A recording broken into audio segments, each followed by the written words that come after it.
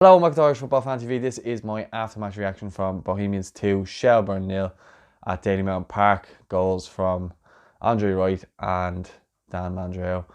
2 goals in the second half. But from a Shelbourne point of view, they were going into this game very upbeat after 3 really good performances so far. Getting the win over Cork, nearly drawing, but it was a loss against Dundalk. But they showed great character in that game, coming back from 2-0 down to almost get a draw. And then the win against Pat in the other Dublin derby from last week. So Shells have been getting some very, very decent results and coming into this game very high on confidence from the way they've been playing lately. And Bohs, they've been having a bit of an up and down season so far. Probably not been expecting them to have 2 losses on their record so far this season after their stellar season last season where they finished 3rd. In the grand scheme of things, the first half wasn't a very lively affair, to be honest with you. There wasn't a whole lot of chances.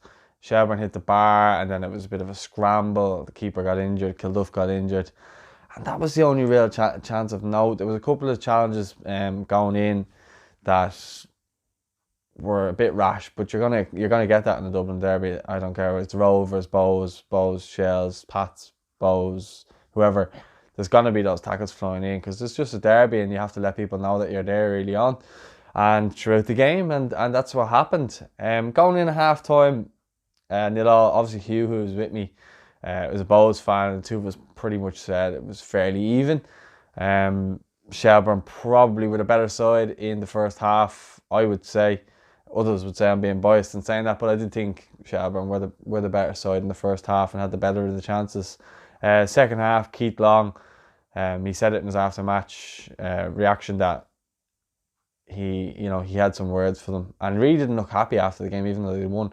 But he came out and had some words for them at half time, and really got Bohs kicking on and really got them into that next gear, because they were really going through the motions in the first half and just didn't look like the Bohs that were playing there against Sligo a couple of weeks ago. But to their credit, they stuck at it, and Chris Twardek was a real threat throughout on that right hand side and constantly getting in, creating chances, whipping balls in, and played a part in the first goal with Andre Wright by getting that header back across to Andre Wright, and he heads home and got the Bohs fans going wild. I do have to say though, from both sets of supporters were brilliant throughout, singing, chanting, the flares before the game, brilliant to see. And it's nice to have that renewed rivalry back in the league. I think it brings more eyes to the league as well.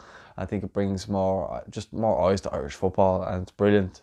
Then the second goal, obviously Twardek plays in Mandroiu, who another player who's just been on another level lately, and Keith Long also said that to many people after the game, that he just feels like Mandroiu is playing unbelievable football at the minute. And everyone's saying, was it a cross? He's saying that he meant that goal, so if he did mean that goal, it was some finish. From where we were sitting, it looked like Danny Grant had actually tapped it in, but he didn't. So Mandroiu's goal, and again,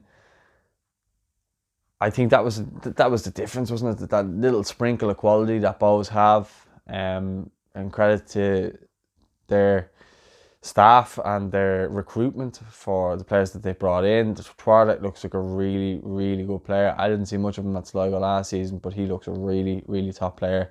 And I think Bohs have, so far, he looks like one of the signings of the season so far. But it's a little bit early, but he's got their player of the month. He got man of the match tonight. Hugh caught up with him after the game as well, which you can check out after this video goes up. So yeah, I mean, from a Bohs perspective, I'm sure that they were delighted to bounce back once again, and I think Shells, from this result, I think it's a lesson learned that we need to take our chances, and sometimes the referees' decisions won't always go your way, and you just kind of have to keep battling, keep going at it. And I think Ian Morris wasn't too happy with some of the refereeing decisions after the game, when he came out and spoke with some of the journalists and broadcasters in the mix zone. He didn't seem too happy. I overheard him speaking about a handball by Rob Cornwall when Kieran Kilduff was going in through on goal with him, and I heard him talking about, I think it was Paddy Kirk as well, walking the tightrope. So he wasn't very happy with the refereeing decisions, but this is the thing that you have to deal with. And now obviously Shels are in the Premier Division, and you know, it's great, as great as it is to be in the Premier Division. I think, as I said, both have that little sprinkle of quality, and Shels, while at times play some really great football, Dale Rooney looked really well, Carl Shepherd done really well, Kieran Kilduff done really well. I thought Aaron Dobbs worked really hard for Shels, but at the back I thought Dan Casey was brilliant. I thought Cornwell done quite well, battling up there against Dobbs and Kilduff throughout the game. And yeah, I mean, when the subs came on, Poynton, Farrell didn't really do much to affect the game. The only thing Poynton did was kick Keith Ward to the ground when he ran past him. Keith Ward done well when he came on for Bows as well, I have to say. And yeah, look, they just kind of killed. After it went 2-0 up, it didn't really look like Shels were going to get back into the game. Gary Deegan before that had just been running the midfield. He, again, I go talking about Chris Twardek, sorry, being one of the signs of the season. I think Gary Deegan's been absolutely immense since he came in for Shels, and he's ran the midfield. I think he's given players around him a lift. For large parts of the game, I think for about 60 minutes, he was really causing Bowes problems in terms of breaking everything up, just doing the simple ball. And he was just winning tackles all over the pitch, and he was just really sets the tone for Shels. And I think throughout the season he's going to be vital. But it's just a case on another night Shels could win this. But as I say, it's a lesson learned, and they'll be better for it from learning this lesson. But I thought all over the pitch, Shels were solid enough, and I think maybe Lorcan Fitzgerald at left back faced a tough task against Chris Twardek. He's in form, he's a very good player, and I think he's going to cause a lot of teams problems this year. And yeah, look, on the night, Bows were the better side and deserved the result, so can't really say too much more than that. Let me know your thoughts in the comments, whether you support Shels, Bows, or whoever. Let us know your thoughts in the comments as always. Thanks very much for watching. Don't forget to like the video, and don't forget to subscribe if you're new or you're returning. Don't forget to subscribe. I'll speak to you soon. Thanks for watching.